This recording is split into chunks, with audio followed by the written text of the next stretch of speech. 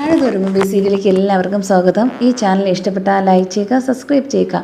അലീനെ ആ വീട്ടിൽ നിന്ന് എങ്ങനെയെങ്കിലും പുറത്താക്കണം എന്ന ചിന്തയോടെ നടക്കുന്ന വൈജയന്തിക്ക് ബാലചന്ദ്രൻ പറയുക, നീയാണെങ്കിൽ ഈ വീട്ടിൽ നിന്ന് പോയിട്ടും പിന്നെ എന്തിനാ തിരിച്ചു വന്നത്? ഇവിടെ എന്തെങ്കിലും സാധനം എടുക്കാനെന്ന് പറഞ്ഞ് വന്നിട്ട് വീണ്ടും വന്ന് നിന്ന് എന്തൊക്കെയാണെന്ന് അന്വേഷിക്കാൻ വേണ്ടിയല്ലേ?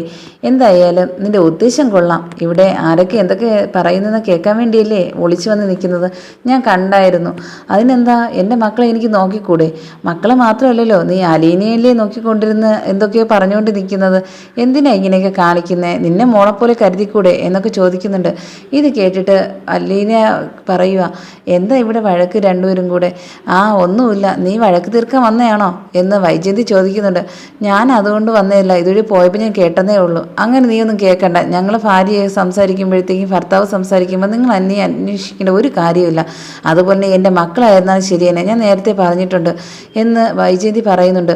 ഇത് കേട്ടിട്ട് കൃഷ്ണ പറയുന്നുണ്ട്, അതിന് പണ്ട് നിങ്ങൾ വഴക്കില്ലായിരുന്നല്ലോ, ഇപ്പം കുറേ കാലമായിട്ടില്ലേ ഉള്ളൂ വഴക്ക്, അതെന്ത് കാര്യമെന്ന് എനിക്കറിയാം.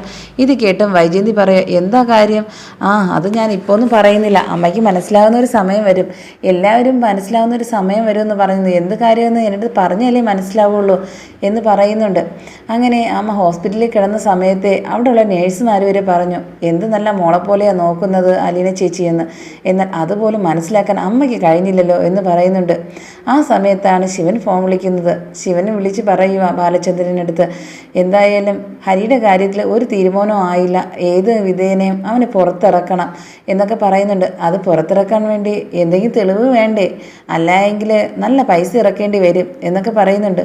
അങ്ങനെയാണോ നിങ്ങൾ ഉദ്ദേശിക്കുന്നത്? പൈസ ഇറക്കിയാൽ ഇങ്ങനെ മോനെ ഇറക്കിക്കൊണ്ട് വന്നിട്ട് വീണ്ടും ചീത്ത സ്വഭാവത്തിലേക്ക് കൊണ്ടുപോകാനാണോ നിങ്ങൾ പുറപ്പാട് എന്ന് ബാലചന്ദ്രൻ ചോദിക്കുന്നുണ്ട്.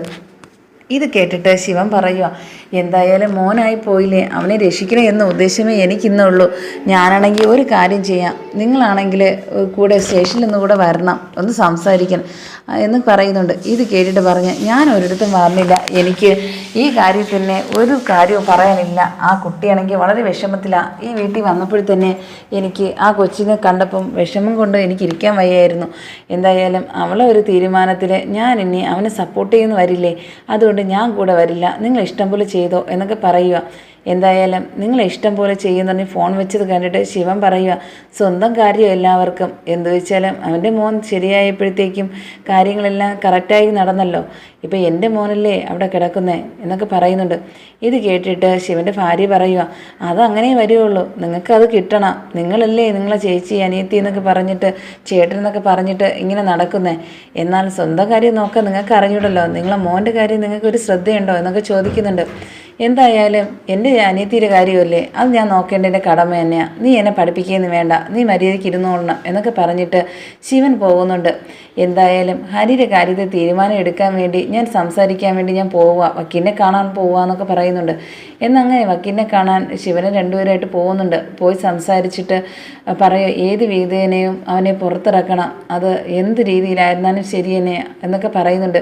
അപ്പോഴത്തേക്ക് വക്കീൽ പറയുന്നുണ്ട്, അതിന് ഒരാൾ തീരുമാനിച്ചേ പറ്റുള്ളൂ, ആ കുട്ടി വിചാരിച്ചാൽ മാത്രമേ, മൊഴി മാറ്റിയാൽ മാത്രമേ നമുക്ക് എന്തെങ്കിലും ചെയ്യാൻ പറ്റുള്ളൂ, അല്ലാതെ ഒരു വിധത്തിലും ഒന്നും സംഭവിക്കില്ല എന്ന് പറയുന്നുണ്ട്.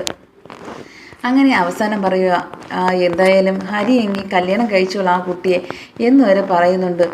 എന്തായാലും ഇത് സത്യമുള്ള കാര്യമായിരുന്നോ എന്ന് വക്കീൽ ചോദിക്കുന്നുണ്ട്.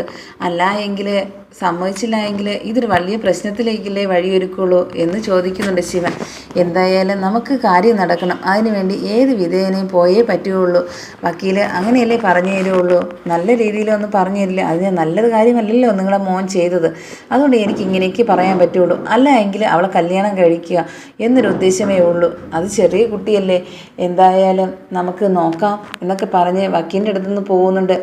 അങ്ങനെ രേവതി കുട്ടിയാണെങ്കിൽ വീണ്ടും അലീനയെ ഫോൺ വിളിക്കുന്നുണ്ട്. എന്താ കുറേ ദിവസം ആയല്ലോ രണ്ടുപേരെയും കണ്ടിട്ട്? രണ്ടുപേരും ആരൊക്കെ ഉദ്ദേശിച്ചത്? മനുചേട്ടനെ അലീന ചേച്ചിയും? ഞാൻ വിളിച്ചിട്ടും മനുവേട്ടൻ ഫോൺ വരെ എടുത്തില്ല എന്നൊക്കെ പറയുന്നുണ്ട്. ഞങ്ങൾ രണ്ടുപേരും ഒരു ദിവസം വരുന്നുണ്ട് മോളെ കാണാൻ എന്നൊക്കെ പറയുന്നുണ്ട്. മാമച്ചൻ അന്വേഷിക്കുന്നുണ്ട്. മാമച്ചൻ പറയുക, ഫോൺ കൊടുത്തിട്ട് സംസാരിക്കുന്നുണ്ട്, പറയുന്നുണ്ട്, എന്തായാലും ഞങ്ങളൊരു ദിവസം മോളെ കാണാൻ വരുക, കുറേ ദിവസം കൊണ്ട് വിചാരിക്കുന്നു എന്നൊക്കെ പറയുന്നുണ്ട്. എന്തായി കേസിൻ്റെ കാര്യമൊക്കെ? ഒരു അഡ്മിഷനൊന്നും റെഡി ആയിട്ടില്ല, നോക്കിക്കൊണ്ടിരിക്കുക എന്നൊക്കെ പറയുന്നുണ്ട്. ഇത് കേട്ടിട്ട് അലീന പറയുന്നുണ്ട്, നമ്മൾ ഒരു ദിവസം വരുമ്പോഴത്തേക്ക് ഇതിനെക്കുറിച്ച് ഡീറ്റെയിൽ സംസാരിക്കാം കേട്ടോ എന്നൊക്കെ പറഞ്ഞ് ഫോൺ വയ്ക്കുക. അപ്പോഴത്തേക്കും മനു വരുന്നുണ്ട്. മനുവിൻ്റെ കാര്യം പറഞ്ഞു തീർന്നതേ ഉള്ളൂ എന്ന് പറയുന്നുണ്ട്. അങ്ങനെ മനു വന്നിട്ട് പറയുക, കുറേ ദിവസം ആയാലോ കണ്ടിട്ട്, എന്നെ ഒന്ന് വിളിക്കാറ് പോലുമില്ലോ, എന്നെ മറന്നോ നീ എന്നൊക്കെ ചോദിക്കുന്നുണ്ട് മനു. അപ്പോഴത്തേക്കും കൃഷ്ണ പറയുക, ഞങ്ങളല്ലല്ലോ മറന്നത്, നിങ്ങളല്ലേ മറന്നത്. എന്തായാലും ഞാൻ ഒരു കാര്യം പറയാം, ആരെ കാണാൻ വന്നത് നമുക്ക് മനസ്സിലായി എന്ന് പറയുന്നുണ്ട്. അലീനെ കാണാൻ വന്നത്, അതിനിപ്പോൾ കുഴപ്പമെന്താ, നിങ്ങളെയും കൂട്ടത്ത് കാണാമല്ലോ എന്ന് മനു പറയുന്നുണ്ട്. എന്തായാലും മനസ്സിലായി ഞങ്ങൾക്ക്. എന്തായാലും ഞങ്ങൾക്ക് പറ്റിയ ഒരാളെ തന്നെയാണ് ചേച്ചിക്ക് കിട്ടിയത്, അതിൽ ഞങ്ങൾക്ക് സന്തോഷമുണ്ട് കേട്ടോ എന്ന് കൃഷ്ണ പറയുന്നുണ്ട്. കൃഷ്ണൻ്റെ ഈ വാക്ക് കേട്ട് ഭയങ്കര ചിരി വരുന്നുണ്ട് മനുവിന്. അപ്പോഴത്തേക്കും ബാലചന്ദ്രൻ വരുന്നുണ്ട്. കുറേ നാളായാലോ കണ്ടിട്ട്, എന്ത് തോന്നി ഇങ്ങോട്ടൊക്കെ വരാൻ, എന്തായി കേസിൻ്റെ കാര്യം എന്നൊക്കെ പറയുന്നുണ്ട്. അത് അച്ഛൻ വക്കീലിനെ കാണാൻ പോയിട്ടുണ്ട്, എന്തായെന്ന് അറിയില്ല, വിളിച്ച് നോക്കണം എന്നൊക്കെ പറഞ്ഞിട്ടുണ്ട്. എന്തായാലും അവൻ തെറ്റ് ചെയ്തതല്ലേ, അതിനെ ന്യായീകരിക്കാൻ ഞാനില്ല. അമ്മയുടെ പേരും പറഞ്ഞ് എപ്പോഴും വഴക്കാം അച്ഛനും ഞാനും കൂടെ. എന്തായാലും അമ്മയെ ഇതിനെ സപ്പോർട്ട് ചെയ്യലേ ഉള്ളൂ, അമ്മയെ അവൻ ഇത്രയും വഷളാക്കിയത് എന്നൊക്കെ പറയുന്നുണ്ട്. അത് ശരിയാ, ഇവിടെ വൈജയന്തിയാണെങ്കിൽ കുറേയേറെ വഷളാക്കി വെച്ചിട്ടുണ്ടായിരുന്നു, ഇപ്പോഴേ എല്ലാവരും നേരെ ആയത്. ഇത് കേട്ടതും വൈജയന്തി പറയുക, എന്നെ കുറ്റം പറയാനാണോ ഇപ്പം നീയും തുടങ്ങിയിരിക്കുന്നേ മനു എന്ന് ചോദിക്കുന്നുണ്ട്. അയ്യോ അങ്ങനെയൊന്നുമില്ല, പിന്നെ അവിടെ എല്ലാവർക്കും സുഖമാണോ, എന്തൊക്കെയുണ്ട് വിശേഷങ്ങൾ എന്നൊക്കെ ചോദിക്കുന്നുണ്ട്. ഇവിടുത്തെ കാര്യം നിനക്കറിയാമല്ലോ, ഇവിടെ ഒരു ആൾ വന്നേ പിന്നെ എനിക്കൊരു സമാധാനമില്ല, അതിന് പോയാലേ എനിക്കൊരു സമാധാനം കിട്ടുകയുള്ളൂ. എന്താ ആൻറ്റി അങ്ങനെയൊക്കെ പറയുന്നത്, ഇനിയെങ്കിലും നിർത്തിക്കൂടെ, എനിക്കതൊന്നും കേൾക്കണ്ട എന്നൊക്കെ പറഞ്ഞിട്ട് പോവുക.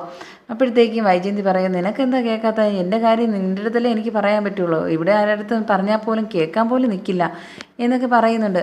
എന്തായാലും ശിവനെക്കുറിച്ചൊക്കെ അന്വേഷിക്കുന്നുണ്ട്. എന്തായാലും വരട്ടെ, നമുക്ക് ഓരോ തീരുമാനങ്ങൾ നമുക്ക് എടുക്കാം, പക്ഷേ ഞാൻ പറയുന്നതിന് വിലയില്ലല്ലോ എന്ന് വൈജയന്തി പറയുന്നുണ്ട്. മനു പറയുന്നുണ്ട്, എന്തായാലും വില വരുന്ന ഒരു ദിവസം വരും കേട്ടോ എന്നൊക്കെ വൈജയന്തി പറയണ കേട്ടിട്ട്, എല്ലാവരും പറയുന്ന വാക്ക് നീയും പറയുന്നോ, എനിക്കൊന്നും മനസ്സിലാവുന്നില്ല എന്നൊക്കെ പറയുക. ഇത് കേട്ടിട്ട് വൈജയന്തി ആണെങ്കിൽ വീണ്ടും സംസാരിക്കുന്നുണ്ട് അലീനയുടെ അടുത്ത്.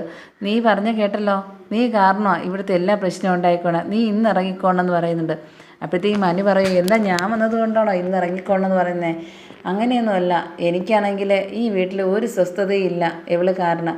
അത് നീ വന്നതുകൊണ്ട് മാത്രമല്ല, പിന്നെ നീ വന്നതുകൊണ്ട് എനിക്ക് പറയാനൊരു അവസരം കിട്ടി, അത്ര മാത്രമേ ഉള്ളൂ എന്ന് പറയുന്നുണ്ട്.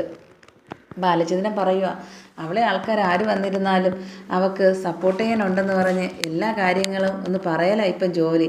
ഇത് കേട്ട് എനിക്ക് ഈ വീട്ടിലിരിക്കണമെന്ന് തോന്നുന്നില്ല, പുറത്തിറങ്ങി പോകാനാണ് തോന്നുന്നത്. പിന്നെ പിള്ളേർ കാരണമാണ് ഞാനിവിടെ ഇരിക്കുന്നതൊക്കെ പറയുന്നുണ്ട്. എന്തായാലും ഇപ്പോഴല്ലേ നിങ്ങൾക്ക് ഇങ്ങനെയൊക്കെ തോന്നിയത്, നേരത്തെ അങ്ങനെ അല്ലായിരുന്നല്ലോ എന്നൊക്കെ സംസാരിക്കുന്നുണ്ട്. ഇത് കേട്ട് മനു പറയുക, നിങ്ങൾ വഴക്ക് കേൾക്കാനൊന്നുമല്ല വന്നത്, എനിക്കൊന്ന് ചായ ഇട്ട് തരുമോ ആൻറ്റി എന്ന് ചോദിക്കുന്നുണ്ട്. അങ്ങനെ അടുക്കളയ്ക്ക് പോവുക. അപ്പോഴത്തേക്കും അലീൻ്റെ അടുത്ത് പറയുക, എന്തായാലും നിങ്ങളുടെ അടുത്ത് സംസാരിക്കാൻ വേണ്ടയാ ഞാനാണെങ്കിൽ ആൻറ്റിയുടെ അടുത്ത് ചായയുടെ കാര്യം പറഞ്ഞത്. എന്തായാലും ഉടനെ പോയത് കണ്ടോ, എന്തായാലും കൂടുതലൊന്നും പറയണ്ട, ഇനി വന്നു കേട്ട് ഇനി മനുവേട്ടനും വഴക്ക് കേൾക്കണ്ട എന്ന് അലീന പറഞ്ഞു.